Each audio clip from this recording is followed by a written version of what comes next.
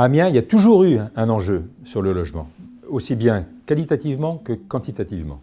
À cause du dynamisme de la ville et de l'agglomération, on a toujours manqué de logements. On a fait des efforts, il en a toujours manqué dans toutes les catégories. On peut dire qu'aujourd'hui, il faudrait entre 500, 700, peut-être 1000 logements par an pour rattraper le retard, à condition de faire des logements de grande qualité, parce que les Amiénois sont sensibles non seulement à être bien logés, mais à être logés dans des bâtiments à l'architecture de qualité. Le dynamisme de la ville, on le tient à mon avis avec trois locomotives, on va appeler ça comme ça. D'abord, le grand centre hospitalier régional qui est probablement le plus gros investissement de l'État au cours des dernières années. Je crois que sur le plan historique, la première faculté qui s'est implantée à Amiens, c'était la faculté de médecine. Elle a grossi, c'est devenu un pôle d'excellence vraiment dans l'université de Picardie-Jules Verne. Et à ce pôle d'excellence, il fallait adosser un grand centre hospitalier, régional et universitaire. Ainsi sont arrivés des professeurs de médecine, sont arrivés naturellement du personnel soignant, et tout cela fait un appel d'air. Et cet appel d'air nécessite bien sûr aujourd'hui des logements. Deuxièmement, l'université, parce que Amiens a en nombre d'étudiants 20% de sa population. C'est presque Nice ou Rouen, pour prendre des comparaisons. 20% de sa population, c'est 30 000 étudiants, 30 000 personnes qui apprennent à Amiens. C'est une population énorme qui a besoin de logement, naturellement. Et troisièmement, c'est le numérique. Le tissu économique de la ville, le fonds industriel résiste, et résiste bien, auquel est venu s'ajouter d'abord les services, et parmi les services, ce qu'il y a de plus contemporain, on va dire, c'est le numérique.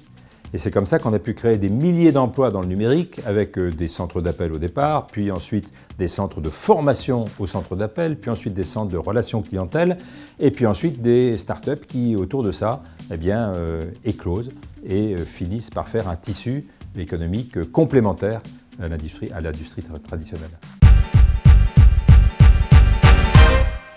Amiens n'est plus capitale régionale de la Picardie, mais est-ce qu'il vaut mieux être la capitale régionale d'une petite région ou être la seconde ville ou la seconde agglomération d'une très grande région?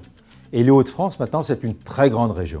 Très grande région, magnifiquement placée, et Amiens placé au centre du triangle d'or, Londres, Bruxelles, Paris. Un jour, un entrepreneur m'a dit « À Amiens, je ne trouverai jamais ailleurs du personnel d'aussi bonne qualité. » Et puis ensuite, bien sûr, il y a tout l'environnement. Alors, la ville est attractive parce qu'on y trouve de l'emploi, mais en même temps parce qu'on y trouve une qualité de vie tout à fait exceptionnelle. L'attractivité d'Amiens, c'est Jules Verne qui l'a fait.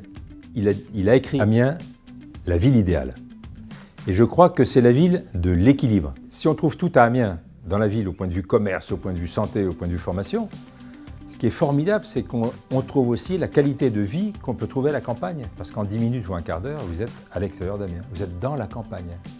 Et vous pouvez suivre le cours de la Somme pour vous trouver dans la baie de Somme, la réserve du Marcanterre, la baie de Somme qui est classée par l'UNESCO, l'une des plus belles baies du monde. À Amiens aujourd'hui, on a besoin de toute la palette de logements. Évidemment, quel que soit le type de logement, il faut que ce soit des logements de qualité. Je parle de la qualité architecturale, parce que les Amiénois sont difficiles et ils ont raison, parce que les gens sont exigeants, ils ont raison, et parce que la ville le mérite. Et donc il faut aussi bien de l'accession à la propriété que de la rénovation d'immeubles existants. Il faut du locatif, parce qu'il y a beaucoup de gens qui arrivent à Amiens, il faut les loger. Et vous avez des jeunes cadres, vous avez des centaines de cadres qui arrivent par an, un turnover important, et il faut pouvoir les loger en locatif. Il faut des logements sociaux, évidemment, il ne faut oublier personne. Et donc il faut utiliser, j'allais dire, les matériaux traditionnels le plus possible. Vous savez, il y a un exemple, la cathédrale, qui est la plus belle cathédrale gothique du monde, a été construite par cette pierre locale.